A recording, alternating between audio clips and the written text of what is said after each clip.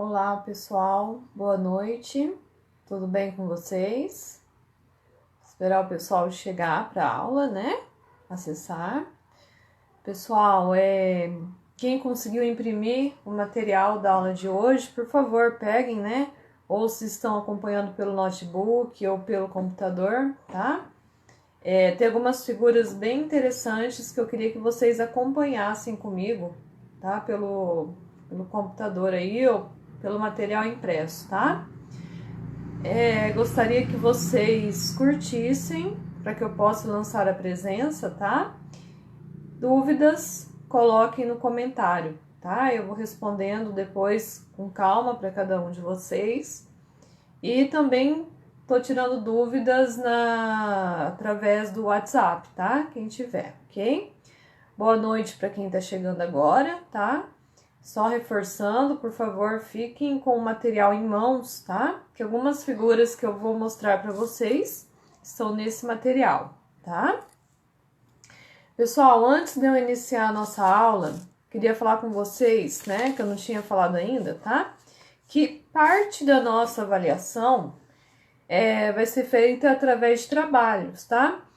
Então, eu não sei se vocês repararam, em todas as aulas que a gente está tendo online, né? Nos últimos slides, ao final das aulas, tem algumas questões. Lá no último ou nos dois últimos slides de cada aula tem algumas questões, tá? Todas as aulas online têm essas questões. O que eu queria que vocês fizessem, tá? Eu queria que vocês pegassem essas questões, tá? Respondessem em folhas separadas, tá? Então, por exemplo, a aula de plantas autógamas. Então, vocês vão fazer um questionário manuscrito, tá? Esse questionário manuscrito deve conter todas as perguntas e todas as respostas, tá? Em folhas separadas. E assim que nós voltarmos com a aula presencial, a primeira aula presencial que nós tivermos, tá? Eu vou recolher essas questões. Lembrando que essas questões, tá? Essa nota vai fazer parte, tá? Da nota bimestral de vocês. Então, a gente vai ter a nota da avaliação e vai ter a nota desse trabalho, né? Que eu tô pedindo para vocês, ok? Que é apenas copiar e responder as questões que estão nos últimos slides de cada aula, ok? Deve ter aí 5, 6, um pouquinho mais de questões, tá? É pouca coisa. Então, eu sei que alguns estão trabalhando, né? Então, aproveitem o final de semana ou a hora que vocês conseguirem para responder, tá? Vocês estão sabendo da avaliação, porém, antes da avaliação, a gente também vai fazer a revisão, tá? Pessoal que tá chegando agora, por favor, tá? Curtam para eu lançar a presença para vocês, tá? Com o material em mãos, ok? Então, pessoal, na aula passada eu falei com vocês sobre sistemas reprodutivos, né, de plantas cultivadas, porém eu falei com vocês sobre as plantas autógamas, né? Bom, hoje, tá? Eu vou falar com vocês sobre as plantas alógamas, tá? O que seriam, no caso da aula passada, as plantas autógamas, tá? Plantas autógamas, pessoal, são aquelas que fazem a autofecundação, né? Como hoje eu tô falando de plantas alógamas, eu vou falar de plantas de fecundação ou fertilização cruzada, né? Quando o pólen de uma planta, né, traz o gameta que fecunda o ovário da outra, ok? Então, né, vamos iniciar a nossa aula. Muitos podem pensar, bom, mas a gente já viu sobre plantas autógamas, a gente já viu sobre plantas alógamas, né? O que isso tem a ver com melhoramento, tá? Como eu falei na última aula, né, na aula passada, na aula online para vocês, nenhum programa de melhoramento, tá? Inicia qualquer tipo de melhoramento se não souber primeiro o sistema reprodutivo de cada planta que se deseja melhorar. Primeiro passo para um melhoramento é saber o modo de reprodução da planta. Se ela é uma planta autógama, se ela é uma planta alógama, se ela é uma planta, né, de propagação vegetativa, se ela é assexual, né, no caso. Então, esse é o primeiro passo. Por isso, pessoal, eu tô fazendo uma revisão legal desse assunto com vocês, tá? Para que no decorrer do ano a gente possa, então, entrar nos métodos de melhoramento, tá? Essencial para um agrônomo que vai participar de um programa de melhoramento saber o tipo de reprodução de cada planta. Então, a aula passada eu falei para vocês as plantas autógamas e essa aula, então, a gente vai estar falando das plantas alógamas, que são plantas de fecundação cruzada, né? E se vocês estiverem com material em mãos, por favor, peguem os slides, né? Seja no computador, no Notion ou impresso, tá? Que tem umas figuras bem legais de plantas para vocês, tá? Então, ó, o modo de reprodução das plantas. Elas têm reprodução sexuada e, portanto, podem ser alógamas, né, de fecundação cruzada, podem ser autógamas, né, que realizam a autofecundação, ou ainda intermediárias. O que são plantas intermediárias, professor? São plantas autógamas, né, de fecundação, de autofecundação, que por algumas vezes se comportam como plantas alógamas e realizam fecundação cruzada. Então, são autógamas que, por vezes, se comportam como alógamas. Essas são plantas intermediárias, ok? E tem também as plantas de reprodução assexuada, como no caso, né, a propagação vegetativa, tá? Então, exemplos de plantas de plantas alógamas: o milho, a abóbora, mangueiro, maracujá, entre outros, tá? Então, pessoal, para quem tá com material em mãos, e eu tô acompanhando aqui no meu note, os meus slides, tem uma figura, tá? De uma flor, né? De flores que mostram a estrutura, né? Os órgãos reprodutores bem bonitinho da flor, tá? Então, a gente tem plantas que o estigma, que é o órgão reprodutor feminino, né? Ele é mais alto que os estames, que contêm o grão de pólen, tá?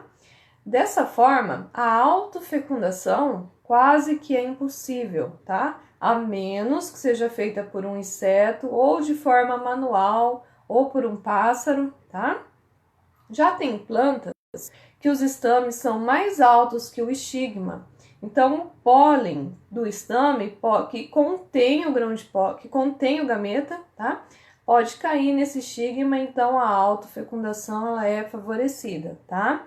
A menos que o amadurecimento dos órgãos reprodutores masculinos e femininos sejam em épocas diferentes, tá?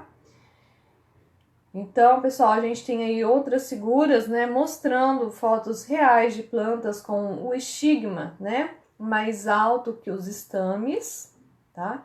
Lembrando, o estigma é o gineceu, tá? O órgão reprodutor feminino da planta.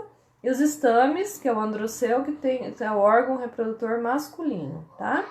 Então, a gente tem aí um exemplo de planta autógama, né? Que é a planta amarelinha, quem tá acompanhando através dos slides, tá? E uma planta alógama, tá? Então, plantas alógamas, né? A fecundação é obtida através de polinização cruzada. Então, vem o pólen de uma planta, né? Trazendo o gameta, tá? E fecunda, então, a flor de uma outra planta. Quase todos os tipos de fecundação, tá? É de fecundação cruzada. 95%, tá? É de fecundação cruzada. A autofecundação, né, em plantas alógamas pode ocorrer, professora? Pode ocorrer, né? Como eu disse, pode ser uma fecundação feita por um inseto ou de forma manual, mas essa autofecundação em plantas alógamas pode ocorrer. Porém, uma taxa bem pequena, tá? Aproximadamente em 5% das plantas alógamas acontece essa autofecundação, tá? Então, a polinização cruzada pode ocorrer pela ação de pássaros, né? De insetos ou ainda do vento, né? E aí a gente tem, né, na aula figurinhas bem legais que eu tô acompanhando aqui no meu notebook, né? Pelo vento, por exemplo, o dente do leão, né? Dente de leão, uma planta bem bonitinha, tá? Quais são os mecanismos da alogamia?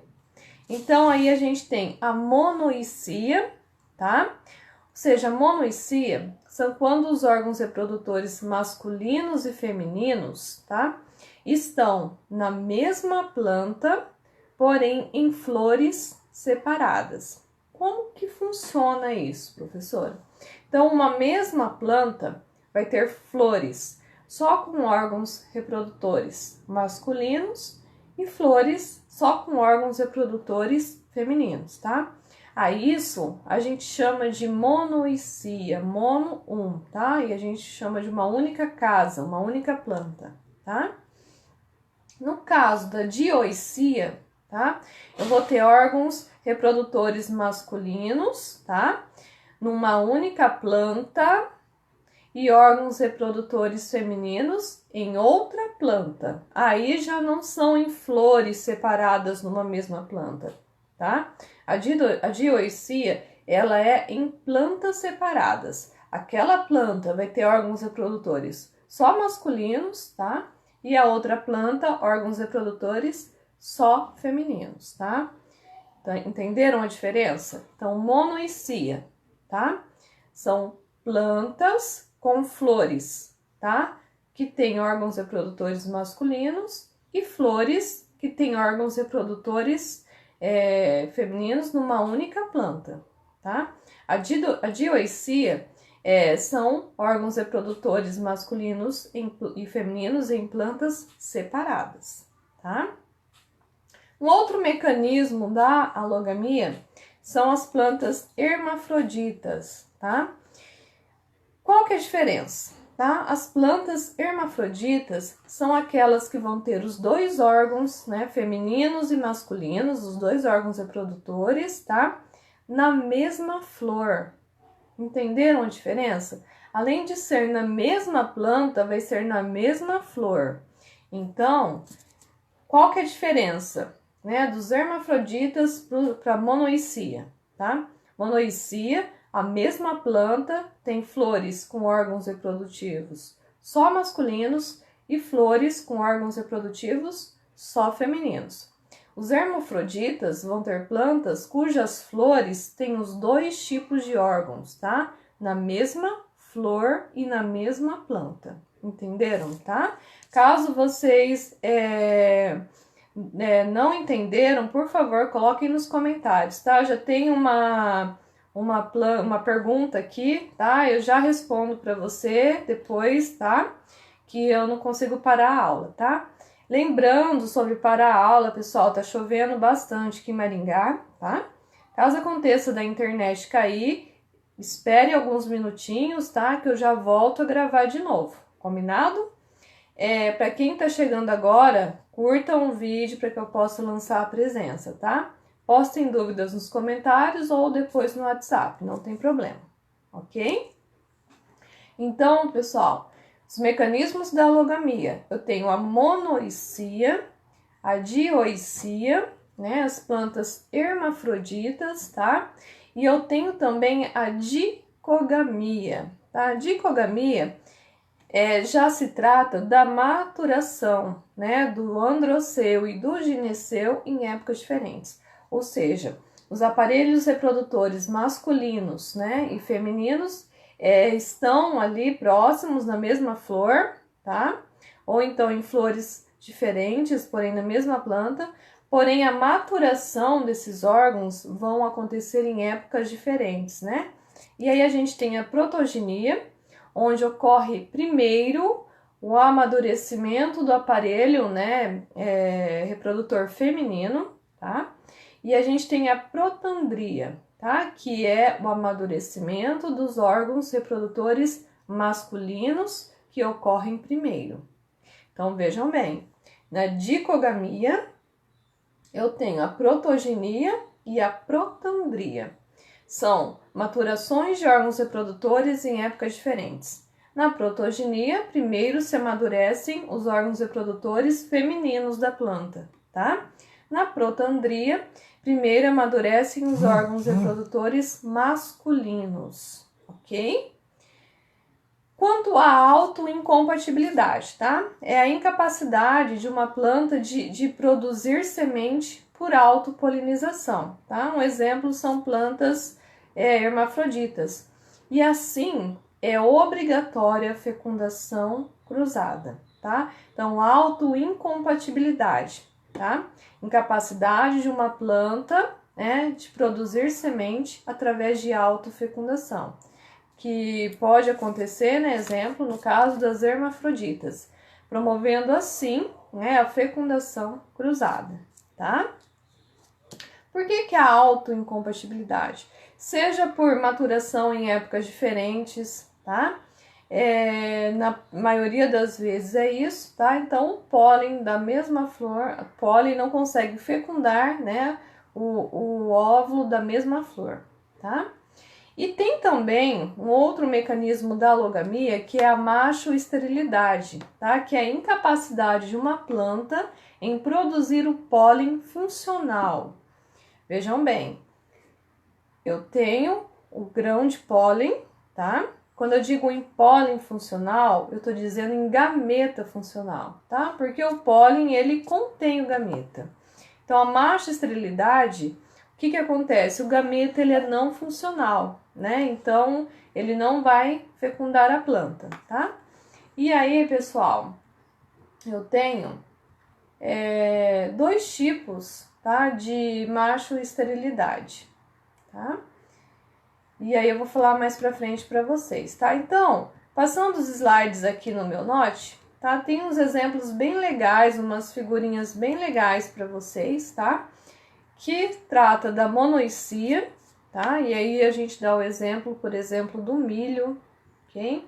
A dioicia, tá? Principais flores no caso do mamoeiro, tá? Que tem flores masculinas, flores femininas, né? E flores hermafroditas, tá? Um exemplo de flores hermafroditas é a flor do maracujá, que numa mesma flor tem os dois tipos de órgãos reprodutores, tá?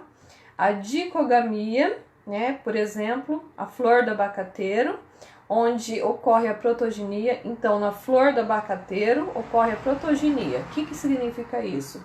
Os órgãos reprodutores femininos amadurecem antes do masculino, tá? Tem probabilidade aí de uma autofecundação? Dificilmente, tá? Só se for de forma manual, como eu falei, tá? Tem a protandria, que é a flor do girassol, tá? Que, no caso, os órgãos reprodutores masculinos amadurecem primeiro que os femininos, tá? Então, tem umas figuras, para quem tá conseguindo, quem tá com o material na mão, tem umas figuras bem legais aí, tá? Explicando da autoincompatibilidade também, tá? Então, sobre a macho-esterilidade, pessoal, é a produção de pólen inviável, ou seja, pólen não funcional. Na verdade, o que é não funcional é o gameta que está dentro do grão de pólen, tá? Então, as plantas macho-estéreis, elas necessitam de uma fecundação cruzada para poder se reproduzir, tá? Essa macho-esterilidade, ela pode ser de duas formas, tá? E aí eu tenho a macho-esterilidade nuclear, tá? E a macho-esterilidade citoplasmática. O que vem a ser a macho-esterilidade nuclear? Ah, vocês lembram que... Ok, pessoal, deu uma interrupção aqui. Estão me ouvindo bem? Por favor, me respondam, tá? Pessoal, então vocês lembram que a gente falou para vocês, né? A gente viu toda a estrutura do DNA, tá? E essa estrutura do DNA, o que acontece? Pessoal, a gente tem que as bases nucleotídicas formam genes. Então, quando eu falo de macho-esterilidade nuclear, tá? Eu tô dizendo que ocorreram mutações nesses genes que formam os gametas masculinos, tá? E infelizmente, tá? Foi interrompida a gametogênese masculina. Ou seja, gametogênese é a geração de gametas masculinos. Se os genes que dão origem a esses gametas sofreram mutações, tá? Esses gametas não serão produzidos e, consequentemente, gera na planta uma macho-esterilidade, tá? Favorecendo, então, a fecundação cruzada, né? Que precisa haver pólen, né? Com gametas viáveis de uma outra planta, tá? Bom, então a macho-esterilidade, ela pode ser nuclear e, no caso, né? Foram mutações que ocorreram nos genes e danificaram os gametas, ou ela pode ser citoplasmática. E aí, o que acontece, tá? Não sei se vocês viram, né, em biologia celular, porém, as mitocôndrias, elas possuem material genético, tá? Esse material genético é herdado da planta-mãe, tá? Porém, o que acontece? Ocorrem também problemas, né? Esses genes mitocondriais também sofrem rearranjos e mutações e acabam por prejudicar, tá, a formação, então, do pólen, tá? Formando, então, produtos gênicos aberrantes, prejudicando a formação de gametas. Mais uma vez, a macho-esterilidade, então, não se deve somente a fatores nucleares, né? São mutações nos genes, né, do núcleo, mas como também a rearranjos, tá? Recombinações não viáveis nesse DNA mitocondrial, tá? Que também prejudica essa formação do gameta masculino, ok? Então, são esses dois tipos de macho-esterilidade, tá? E aí, onde pode ocorrer a macho-esterilidade? Por exemplo, no milho, tá? Então, quem tá com o material em mãos consegue ver que as figuras estão bem legais, tá? Para vocês acompanharem, tá? Quais são as vantagens da fecundação cruzada? Tem inúmeras, tá? Mas principalmente, pessoal, gerar variabilidade genética. Porque é que o melhorista, ele cruza essas plantas diferentes, ele faz essa fecundação cruzada. Porque ele quer características de ambas as plantas, tá? São características de interesse, né? Maior produtividade, maior porte, maior vigor, tá? Maior produção de um princípio ativo, de um óleo essencial, tá? Então, ele pega essas características de plantas diferentes, cruza, tá? E gera essa variabilidade genética. Essa variabilidade genética me proporciona características diferentes, né? Características de interesse, tá? Outra vantagem da fecundação cruzada, tem um grande potencial evolutivo. Se uma planta, ela recebe características das parentais, ou seja, da planta mãe e da planta pai, e essas plantas são diferentes, logo, tá? Essas características que essa planta filha recebe, permite a ela a se adaptar a clima, a solo, tá? Então, logo ajuda na evolução da planta. A planta vai se adaptando aos diferentes ambientes, aos diferentes habitats, né? E vai se evoluindo, tá? Outra vantagem da fecundação cruzada, uma adaptação mais fácil a mudanças ambientais. Se plantas parentais vieram de lugares diferentes, a planta filha, lógico, consegue se adaptar a lugares diferentes também, tá? A mudanças ambientais, tá? Então, a fecundação cruzada, ela gera populações bem-sucedidas a longo prazo, ok? Não sei se eu estou sendo clara, pessoal. Dúvidas? Postem nos comentários. A internet está caindo. Se vocês não estiverem me ouvindo, tá? Eu vou voltando o vídeo, tá bom? Quais são as desvantagens da fecundação cruzada, né? Tem muita vantagem, mas também tem desvantagens, tá? Então, eu tenho genótipos que podem ser perdidos de uma geração para outra. Bom, a minha planta mãe, a minha planta pai, tinha um genótipo excelente, mas quando eu cruzei, né, a minha progenie pode ter perdido algum tipo de genótipo, né, algum gene de interesse, tá? Então, genótipos podem ser perdidos de uma geração para outra na fecundação cruzada, tá? Outra coisa, As populações, elas dependem de condições de fecundação cruzada e dispersão de sementes. Então, não é só a planta realizar a fecundação cruzada, ela depende de condições para que essa fecundação ocorra, tá? E é necessário um grande número de plantas na população também para que não ocorra a endogamia. O que vem a ser endogamia? Eu acho que eu falei com vocês na aula presencial também, tá? Endogamia, pessoal, é quando eu coloco em evidência os mesmos genes, tá? Ou seja, os indivíduos, eles vão ter um certo grau de parentesco quando cruzados. Então, se eu vou cruzando as plantas de uma mesma população, tá? Ao final eu gero essa endogamia, que é o cruzamento de plantas, né, aparentadas. Isso é ruim ou pode ser bom, tá? Ruim porque eu posso pôr em evidência genes que expressam características que não é do meu interesse. Pode ser bom porque também pode ter genes que expressem essas características de interesse, tá?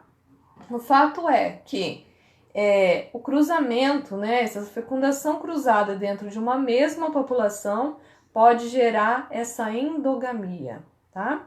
Lembrando que endogamia, tá, é o efeito de cruzamentos naturais ou artificiais entre indivíduos aparentados, tá? Quais são as características gerais das plantas alógamas, tá?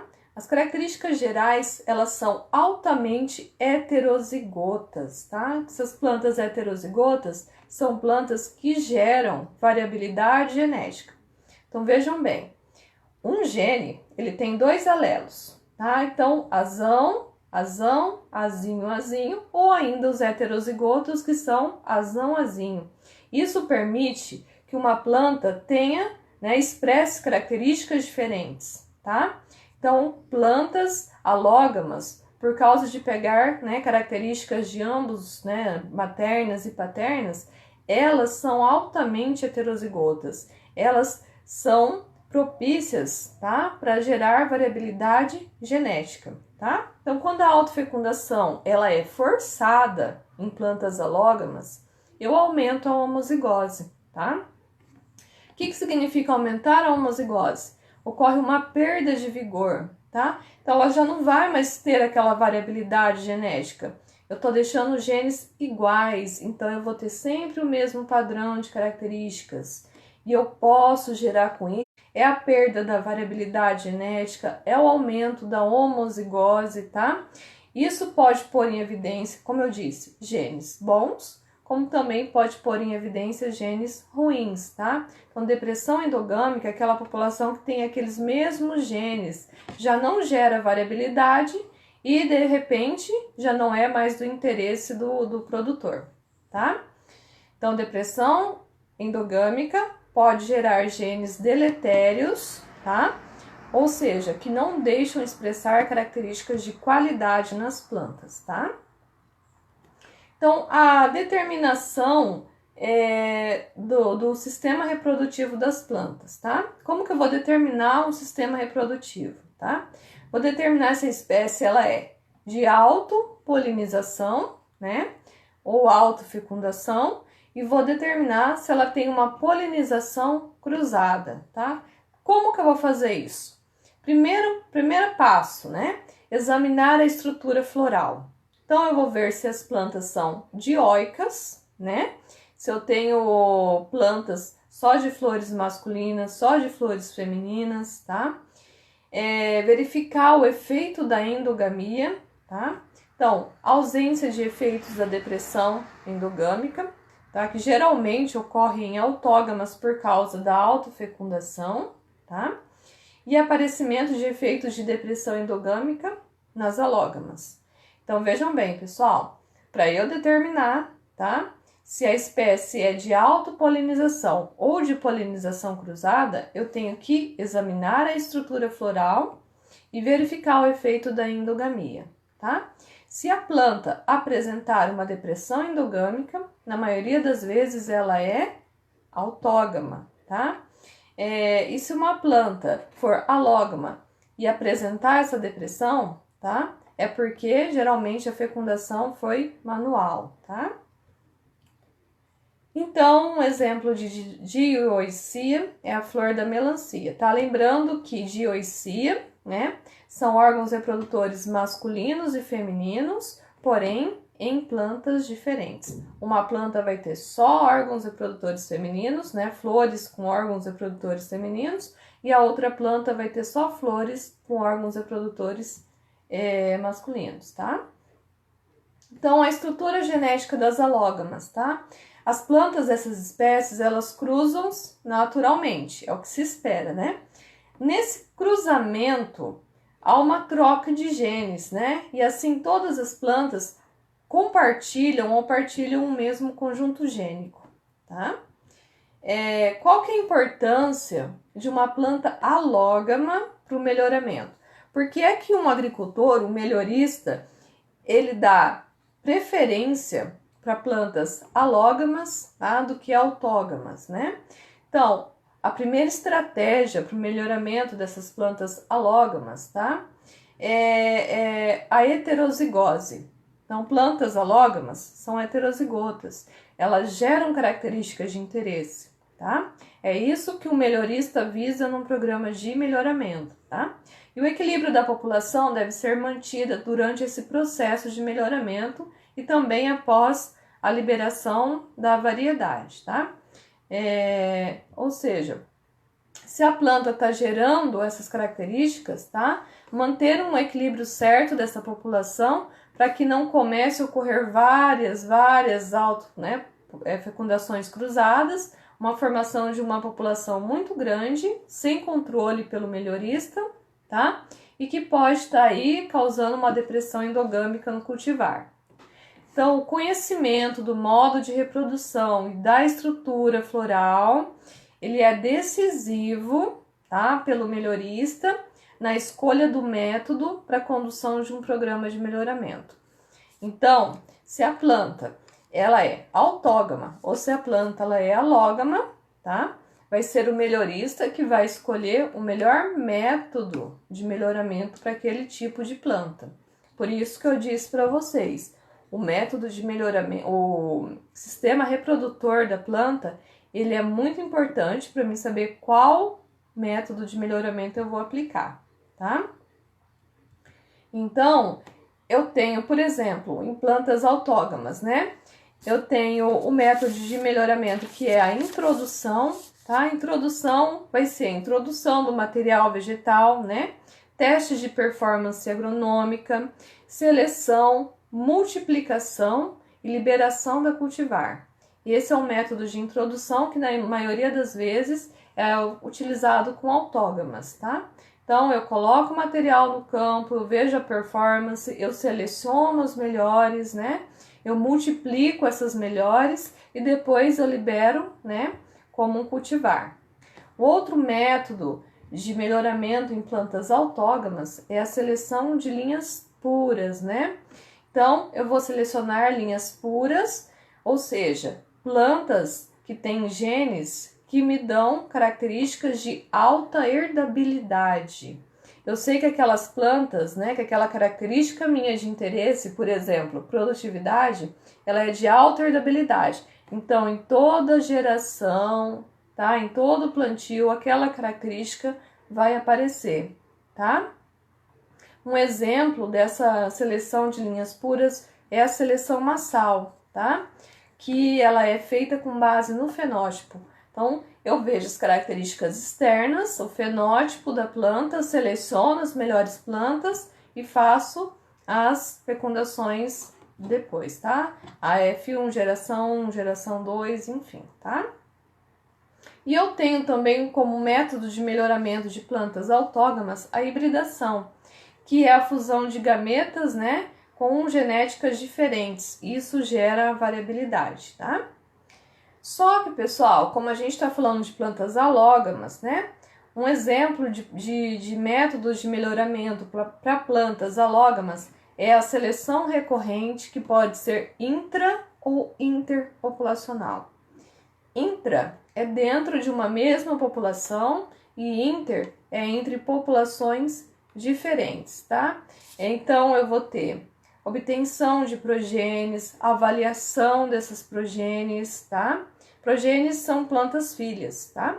Seleção e recombinação, tá? Que vão gerar a variabilidade para o próximo ciclo de seleção, tá? E eu tenho também cultivares híbridas, tá? Ou seja, são cultivares, né, com mistura de genes que geram variabilidade genética também, tá? Então, quais são os tipos de variedades melhoradas em espécies alógamas? Então, eu tenho variedades de polinização aberta, tá? Onde a seleção está baseada no aumento da frequência de alelos favoráveis para características agronômicas, e variedades híbridas. A seleção está em plantas F1. O que são plantas F1? São a geração 1, primeira geração, né, obtida do cruzamento de parentais, de plantas pais, tá? Com alta produtividade. Então, eu tenho variedades de polinização aberta e variedades híbridas, tá? São os tipos de variedades que eu posso trabalhar com espécies alógamas, ok? E qual que é a diferença no melhoramento de plantas autógamas e alógamas? Então, relembrando, tá? Plantas autógamas, né? O indivíduo é o objetivo da seleção, um único genótipo, tá? Então, em plantas autógamas, como é autofecundação, geralmente elas vão manter a mesma base genética, né? As plantas filhas vão manter a mesma base genética da planta mãe. Então, em plantas autógamas, né? O indivíduo, a planta, é o objetivo da seleção. Já em plantas alógamas, tá? Não vai ser o indivíduo o objetivo da minha seleção, mas vai ser toda a população, tá? É preciso que toda a população expresse a característica de interesse e que essa característica venha sendo passada para as plantas descendentes, tá? Para que eu possa fazer a seleção. Então, principal diferença no melhoramento de plantas autógamas e alógamas. Autógamas, o indivíduo é o meu objetivo, é o objetivo da seleção. Alógamas, toda a população é o objetivo da seleção. Ok, pessoal? Então, finalizando, né, quem tá com o material, no último slide, a gente tem algumas questões, tá? Então, para quem entrou depois, né, repetindo, como parte da avaliação bimestral, além da prova, eu vou dar um trabalho para vocês. Então, eu não sei se vocês repararam, pessoal, no final de todas as aulas online, né, quando eu estou mandando o material para vocês, existem algumas questões, tá? O que eu quero de vocês? Eu quero que vocês respondam essas questões de cada aula em folhas separadas, tá? De forma manuscrita, ok? Não pode ser digitado. E guardem essas folhas com vocês, tá? Assim que nós voltarmos na primeira aula presencial, ok? Eu vou recolher essas questões, tá? E ela, então, vai complementar a nota do bimestre, tá? Então, vai ser avaliação mais esse trabalho.